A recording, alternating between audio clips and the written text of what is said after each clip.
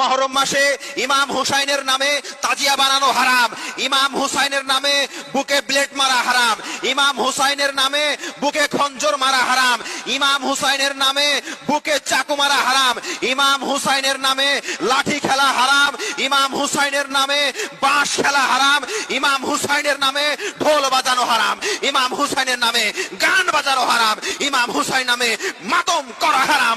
আর এই সমস্ত কাজগুলো পুরো মুসলমানের ঘরে সন্তান করতে পারে না, কখনো না।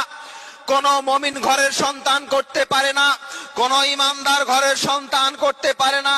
কোন ইমানদারের কাজ নয়, কোন মুমিনের কাজ নয়, কোন মুত্তাকির কাজ নয়। এই সমস্ত কাজগুলো হলো শয়তানি কাজ, এই সমস্ত কাজগুলো হলো বেঈমানের কাজ, এই সমস্ত কাজগুলো হলো বাটপারের কাজ। বাপের বিয়ে পেয়েছো যে ইমাম হুসাইনের নামে ঢোল বাজাচ্ছ, মস্তি করছো।